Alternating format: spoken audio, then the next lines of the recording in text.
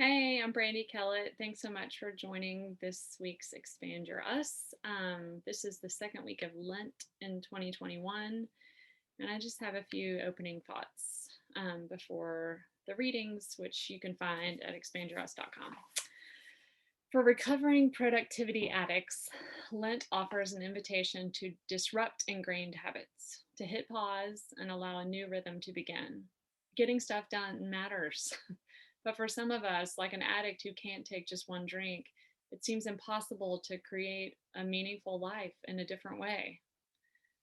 If you are primarily seen as the dependable, efficient one, then checking things off the list for you or for others provides a consuming fix.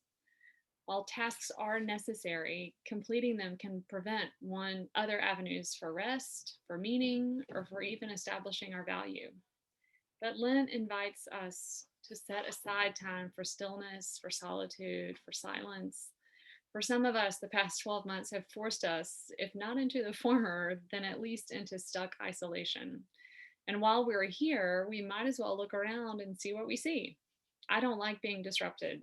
I don't like being still when I want to move, and I don't like to move when I want to be still. In fact, I can get irrationally ragey when a task takes longer than I think it should, when I get interrupted, or when I feel trapped waiting on someone else. It's not my best look. But as a student of the life of Christ, I have to notice that he disrupted nearly every person he encountered. What's more, he allowed himself to be disrupted often. Almost like, as contemplative practitioners of centering prayer remind us, Jesus lived every day committed to consenting to the activity of the divine presence of God. Consenting to the presence of God, being open to wherever it leads. Sounds lovely, but it is also incredibly disruptive. I just took you on a really long walk to remind you that being disrupted is part of the gig if you are a child of God. And we are all children of God. We're all God's handiwork, displays of God's splendor, and crafted to be God's hands and feet. God disrupts us by helping us acknowledge that we are hip deep in God's beloved community.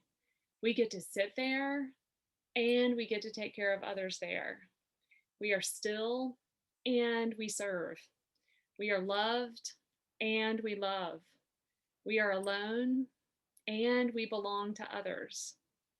It is not realistic for a lot of us to cease all activity in order to commune with God. But it is possible for all of us, whether at work, rest, or play, to consent to God's disruptive, reorienting presence. Pay attention to your life. Familiar patterns of activity might serve you well, but they might rob you of the silent stillness you need to hear the ancient call to be still and known. Or, put another way, to be disrupted. For all of us, may a new rhythm draw us in, where we find ourselves moving at different paces. May our effort or intentional rest grow out of value and belonging rather than determining it. In all the best ways, I hope that you are disrupted by God this week. I'd love for you to think about this passage from Howard Baker, where he says this: recovery involves quelling the riot of thoughts in the mind and thinking, the overpopulation of images and feelings that accumulate with an abundance of activity. Silence and solitude are the recovery room for the soul weakened by busyness. In silence and solitude, we regain our perspective, or more importantly, God's perspective. Augustine described it as learning to perform the rhythms of one's life without getting entangled in them. Alone with God, in prayerful quiet, the rhythms of life are untangled. And then Howard Thurman, who said this: whatever may be the tensions and stresses of a particular day, there is always lurking close at hand the trailing beauty of forgotten joy or unremembered peace.